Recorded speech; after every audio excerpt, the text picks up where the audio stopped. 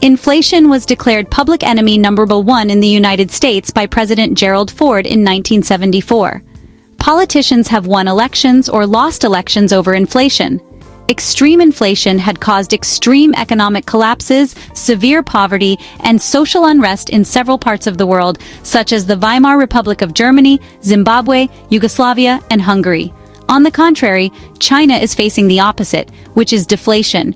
Japan faced decades of deflation before. Look at this graph in 2021, part of 2024, and even in the current year, 2025. In this video, we will dissect inflation so we all have a clear understanding of inflation with some real-world case studies. We will discuss both inflation and deflation, the causes and solutions of inflation and deflation, measures from governments previously worked in controlling inflation or deflation, the idea of zero inflation, if they exist in the real world and how desirable they are, and if there is any ideal scenario in the economy that can prevent inflation or deflation. We will talk about all of that in this video. Please subscribe to stay tuned with us. Let's take an example of extreme inflation, so we can get to the bottom of it. In the late 2000s, Zimbabwe experienced hyperinflation to the point that at the worst point of time, a loaf of bread cost 35 million Zimbabwean dollars. A monthly inflation rate went up to 79.6 billion%. The reason for such extreme inflation? There were multiple reasons for such inflation. First, excessive money printing by the government to cover budget deficits, including those stemming from the Second Congo War. So when you keep printing a lot of money and the products and services do not go up at the same rate, that means the value of money goes lower. A dramatic increase in money supply led to a sharp devaluation of Zimbabwean dollars. Second, the land reform program that redistributed land from white farmers to black Zimbabweans. That was a seizure of farms without compensation. And at the same time, inexperienced landowners lacked the skills and resources to maintain farm productivity. As a result, there was a sharp decline in productivity.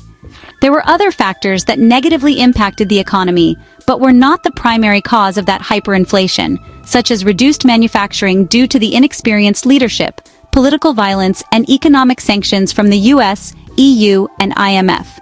On top of that, the global recession also impacted Zimbabwe's already fragile economy.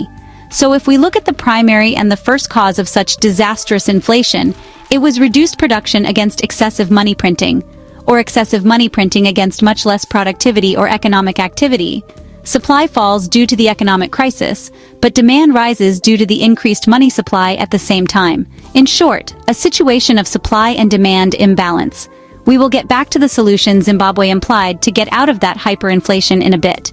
The imbalance in supply and demand can arise for many other reasons. Let's talk some more about that with an example we all experienced. During the COVID-19 pandemic, many consumers were unable to spend money on services like going to a restaurant. So, that increased their demand for goods. This surge in demand, coupled with supply chain disruptions, led to higher prices for many products. COVID-19 was another example of excessive money supply as well.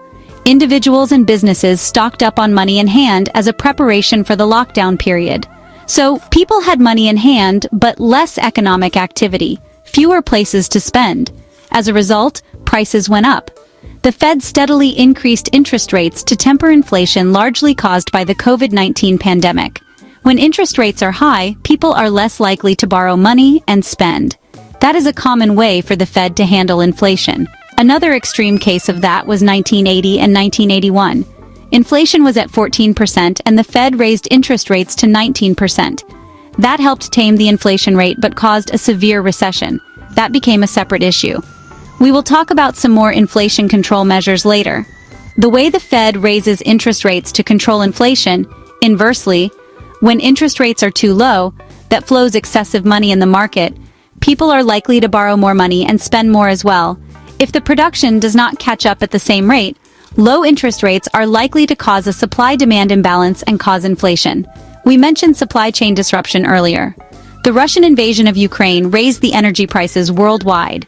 As a result, transport costs increased, and prices of many other goods had gone up. If businesses face a labor shortage, they have to offer higher wages to laborers, and eventually, consumers pay that extra wage as a higher price for goods and services. These were some common reasons behind inflation. What could be the solution? As we already mentioned earlier, raising interest rates is a common and general practice to control inflation. The Fed can also manage the money supply as a control measure. During the Great Inflation of the 1970s, the Fed tightened monetary policy by increasing the money supply growth rate, which is the rate at which money is circulated. During World War II, the U.S. government implemented temporary price controls to curb inflation. Freezing wages and prices is another option that President Nixon tried in 1971, but that was largely unsuccessful. Does inflation mean a price increase? Let's take a look at how the federal government determines inflation. They calculate the Consumer Price Index, CPI, a common measure of inflation, as the average price increase of a basket of selected goods and services over 1 year. The Bureau of Labor Statistics, BLS, tracks this basket of goods in the United States. What can be included in that basket of goods? The composition of the basket can vary by country and over time. The composition can be influenced by numerous factors like shifts in public behavior, technological advancement, government policies, and more. The Bureau of Labor Statistics uses a huge basket of 200 categories of products that includes a wide range of items from apples, gasoline, or underwear, and services like haircuts or even funerals. The prices of goods and services are gathered mostly from visits by BLS data collectors to some 23,000 retail and service outlets in 75 urban areas. Data on rents are collected from about 50,000 landlords or tenants. Well, this was a brief idea of what is included in the Consumer Price Index, CPI measurement. As you can see, CPI measures inflation from the consumer's perspective. There is another measure called the Producer Price Index, PPI, that measures the change in the prices paid by producers. Also, the Employment Cost Index evaluates inflation in the labor market. The Bureau of Labor Statistics, BLS, measures the changes in import and export prices as well. If you are interested in more details about inflation calculation, I have a link in the description box below for that. Please feel free to check. We all know no one wants a price hike. What if all the prices just freeze forever? Is that good for us? Let's understand what happens if there is zero inflation, which means the prices become frozen forever. Let's look at the individual level. We buy more things today than our parents did at the same age as us. We all have laptops, smartphones, and many other devices and appliances that our parents never had. If we only add smartphones and laptops, keeping everything else the same as our parents, the prices of all other goods and services need to go down to keep our overall spending equal. Zero inflation or a stationary economy is only possible in a stationary economy. With a growing population, technological advancements, and industrial growth, that's not an option. So, zero inflation is not what we want. Inflation is a reality. It is a sign of economic growth. But inflation is only good when it keeps up with economic growth. China is dealing with the opposite of inflation, which is deflation. The way you face a price hike is inflation. Deflation lowers the price. As a consumer, it may sound very lucrative, but is it good for the overall economy of a country? Let's take a closer look. Here is China's deflation graph. See, China has been in deflation since 2000.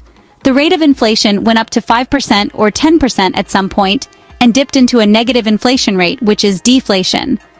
First, let's see what caused this deflation, and jump into what economic impact it has on China. There are multiple factors behind the deflation. Number 1, China has an overproductivity issue. From coffee to cars to real estate, there's a recurring pattern in China. Companies rush into an industry, then resort to discounts to stay afloat. When there is an abundance of supply, companies have to engage in price competition to keep customers, which looks good for the consumers in the short term, but not so good for the overall economy. We will explain why shortly. Current deflation in China is caused largely by the COVID-19 pandemic. Chinese consumers have been hesitant to spend following the post-pandemic recovery period, partly due to a real estate crash that has eroded household wealth in general and raised concerns about job security and income growth. The global tariff war is also adding more to that, as ongoing tariff war with the US has disrupted export markets for China. Those additional products are now in the Chinese market, making the price war even worse. Now, what are the impacts of falling prices? It may have a complex mix of impacts. Lower prices may benefit consumers and make Chinese goods more competitive globally, but at the same time, it may cause some serious damage as well.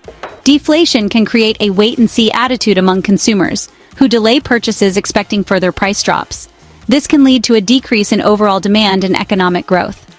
Falling prices can squeeze profit margins, leading companies to reduce investments, wages, or even resort to layoffs to cut costs. This will lower the purchasing power of the consumers, leading to a deflationary spiral. If we think of the global scale impact of China's deflation, it can cause a trade imbalance, especially for those trading partners who will face increased competition from cheaper goods of China. On top of that, as China's economy slows down, its demand for imported goods may also decline, impacting the economies of exporting countries. What are the solutions for deflation? Well, if overproduction is causing deflation, then one intuitive measure to cut deflation should be to reduce production. Beijing may be about to kick off industrial capacity cuts in a long-awaited but challenging campaign against deflation. As you can imagine, the remedies China is considering are almost the opposite of what we discussed in inflation earlier. First of all, economists predict an interest rate cut to stimulate borrowing and investment, potentially by 40 basis points. The government stimulus program has been rolled out to help local governments. Some other measures include supporting the housing market, regulating companies so that they cannot engage in too much price cutting, and improving the social safety net to boost consumer confidence to spend more money. Well, we talked about both inflation and deflation. Looks like a price hike is bad, and a price dip is also bad. Price staying the same is also not viable for the economy. What is good for the economy then? Many economists, business people, and politicians think that moderate inflation levels are necessary to drive economic growth.